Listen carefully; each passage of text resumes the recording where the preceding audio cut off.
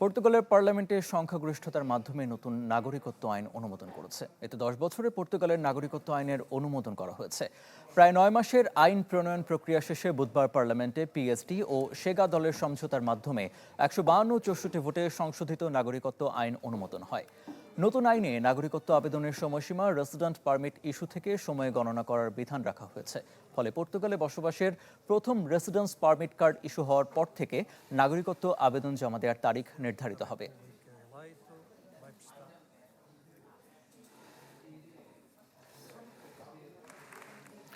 দর্শক, এ নিয়ে আরও জানাতে পর্তুগাল থেকে যুক্ত হচ্ছেন সহকর্মী আমজাদ হোসেন।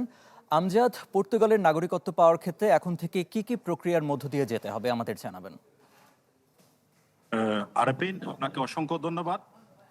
আপনি জানেন পর্তুগালে নাগরিকত্ব আইনে বড় ধরনের পরিবর্তন আসতে যাচ্ছে।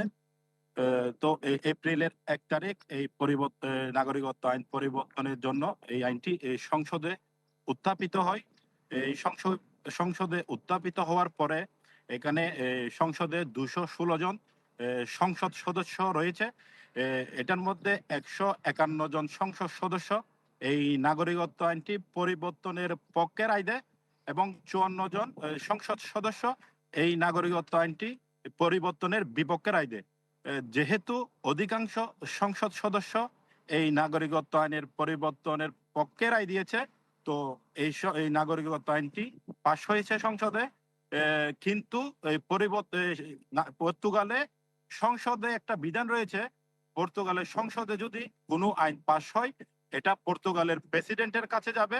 পর্তুগালের প্রেসিডেন্ট যদি মনে করে এই আইনটি অনুমোদনের যোগ্য, তাহলে ও আপনার স্বাক্ষর করে, তাহলে এই আইনটি কার্যকর হবে। কিন্তু এই আইনটি পাশ হয়েছে কিন্তু এখনো কার্যকর হয় নাই। এটা প্রেসিডেন্টের কাছে যাওয়ার পরে স্বাক্ষর যদি ও করে, এই আইনটি তখনই কার্যকর হবে। আপনাকে আরো জানিয়ে রাখতে চাই যে গত 25 সালের অক্টোবরে এই আইনটি আরো একবার উত্থাপিত হয়েছিল, এই নাগরিকত্ব আইনটি পরিবর্তনের জন্য। তখনও আইনটি পাশ হওয়ার পরে, তখনকার প্রেসিডেন্টের হাতে যাওয়ার পরে ও এই আইনটির বিপক্ষে ভেটো দেওয়াতে এটা সাংবিধানিক আদালতে পাঠানো হয়েছিল। তখন ওই আইনটি ওখানে আটকে যায়। কিন্তু আপনি জানেন এই বর্তমানে এই পর্তুগালের ডানপন্থী সরকার এই অভিবাসন বিরোধী এবং প্রবাসীদের বিরুদ্ধে কিছু আইন কার্যকর করার জন্য উঠে পড়ে রেখেছে। কিন্তু এই আইনটি যদি পাশ হয়, আমাদের পর্তুগালে প্রায় 50 থেকে 60 হাজার প্রবাসী বসবাস করে, তাদের জন্য অনেক দুঃসংবাদ। এই আইনটিতে যে পরিবর্তন আসতে যাচ্ছে, আগের আইনে বলা হয়েছে কোনো অভিবাসী অথবা প্রবাসী যদি বৈধভাবে পর্তুগালে আবেদনের সময়সীমা থেকে 5 বছর পূর্ণ হয়, তখন সে 5 বছর পূর্ণ হওয়ার পরে পর্তুগালে নাগরিকত্ব আইনের জন্য আবেদন করতে পারবে। কিন্তু বর্তমানে যে আইনটি পাশ হয়েছে, এই আইনে বলা আছে যে আবেদনের সময়সীমা থেকে নয়, রেসিডেন্ট পারমিট ইস্যুর সময়সীমা থেকে এই গণনা শুরু হবে। 10 বছর যখন পূর্ণ হবে, তখন পর্তুগালের নাগরিকত্ব আইনের জন্য আবেদন করতে পারবে। এর পাশাপাশি তারা আরো যুক্ত করেছে যে আগের আইনে বলা হয়েছে যে কোনো প্রবাসী অথবা অভিবাসী যে কোনো মা বাবা যদি সন্তান জন্মগ্রহণ করে, তখন সাথে সাথে ওই সন্তান জন্মগ্রহণের পরে নাগরিকত্বের জন্য আবেদন করতে পারত।